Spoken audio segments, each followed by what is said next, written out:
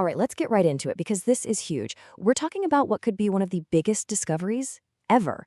NASA's Perseverance rover might have actually found a sign of life on Mars.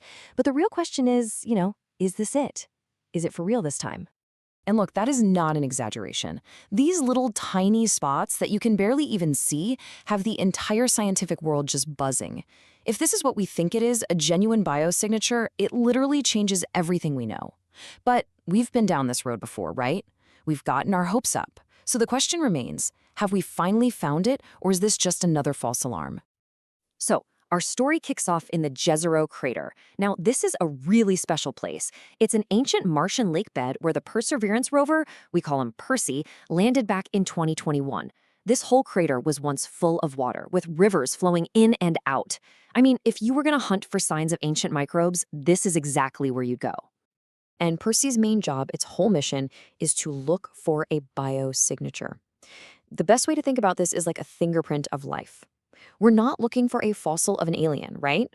We're looking for a chemical trace, something left behind in the rock that could only have been made by something that was once alive. And believe it or not, Percy found something incredible. Inside a rock they named Cheyava Falls, it saw these tiny rings. They're calling them leopard spots. Now, what makes these so exciting isn't just one thing, it's the whole package, the whole cocktail of evidence. First, they're packed with organic carbon. That's a key building block for life. The rims around them are loaded with iron and phosphorus, and they show signs of what's called iron reduction, which is just a fancy way of saying it's a process microbes use to get energy. And the cherry on top, all of this is in a rock that we know was once sitting in water. It's the perfect recipe for life.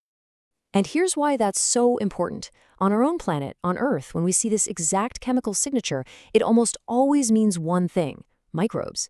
We see minerals here like vivianite and gragite, and they're formed when tiny organisms basically eat iron or sulfate to get energy. The process is called chemosynthesis. So the chemistry Percy found on Mars, it is a dead ringer for microbial activity right here at home. But good science isn't about jumping to the most exciting conclusion. It's the exact opposite. It's about trying to prove yourself wrong. So before any scientist can even start to whisper the word life, they have to try and explain this discovery through every single non-living process they can possibly imagine. So the research team got to work. Could these spots just be the result of some bizarre non-biological chemistry that's unique to Mars? They had to check every single possibility, no matter how unlikely, that didn't involve ancient alien microbes. They really zeroed in on two main theories. First, what about extreme heat? Maybe some volcanic gases created the right conditions, but there's just no evidence of any volcanoes or hydrothermal vents anywhere nearby. So scratch that one. Okay, second theory. What about acidic water? That could potentially trigger the right kind of chemical reactions. But Percy found a mineral called olivine right there next to the sample. And here's the thing about olivine. It dissolves in acid like sugar in hot water. The fact that it's there at all, it completely blows that theory out of the water. And this is the punchline. After months of trying their best to find a non-living reason for these spots, the science team came up empty. Every single non-biological theory they could come up with it failed. It didn't fit the evidence. Now, this is the part where we have to hit the brakes hard. Because as absolutely mind-blowing as all of this sounds, we have been here before. The history of looking for life on Mars is, well, it's full of promising signs that turned out to be something else entirely. Let's just take a quick trip down memory lane. Back in 1976, the Viking lander found gases that looked a lot like something breathing. Turned out to be a weird chemical reaction in the soil. Then, in 1996, a meteorite from Mars had structures that looked just like tiny bacteria. Again, nope, it was just the result of water reacting with rock.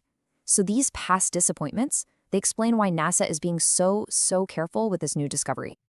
Which brings us right back to the billion-dollar question.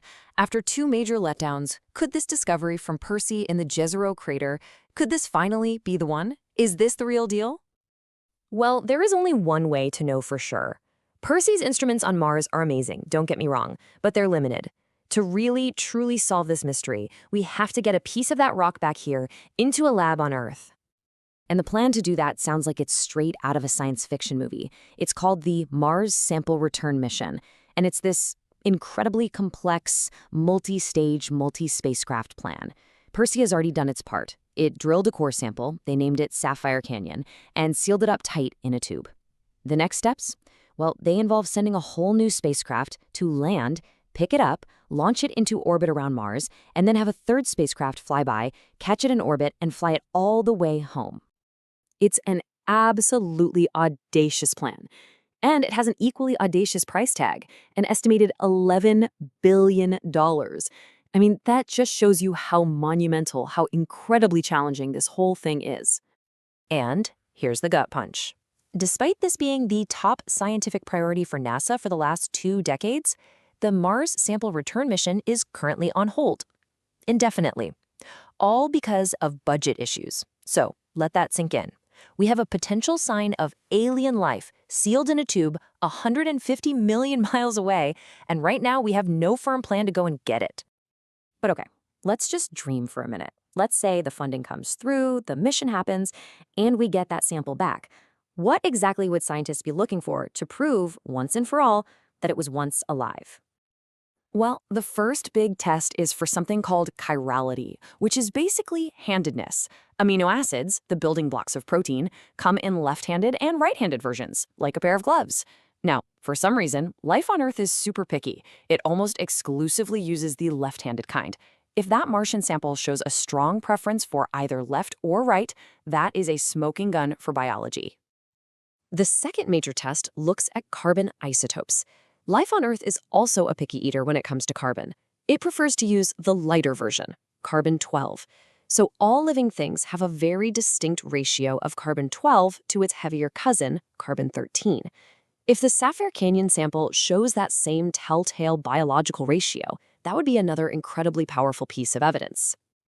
And this is where things get really, really mind-bending. A discovery like this would completely upend the Drake equation, which is our best attempt at estimating how many intelligent civilizations might be out there. One of the key variables, FL, is the fraction of planets that develop life. Right now, it's a total mystery.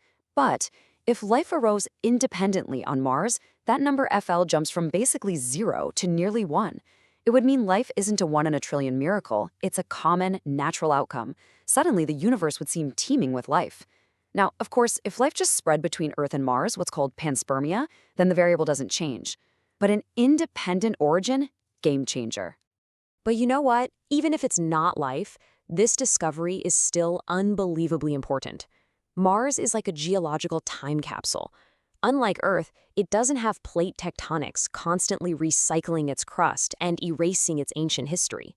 Studying these old Martian rocks is like looking through a window into what early Earth was like when life here was just getting started. It helps us understand our own origins. And that really brings us to one last profound thought. There's this concept in astrobiology called the 0-1 infinity rule. We know life exists in at least one place, right here. That's our 1. If it turns out it also existed on Mars, that's 2 places. And if it can happen twice, right here in our own little cosmic neighborhood, why not everywhere? Why not infinite places? Suddenly, we might not be so special after all.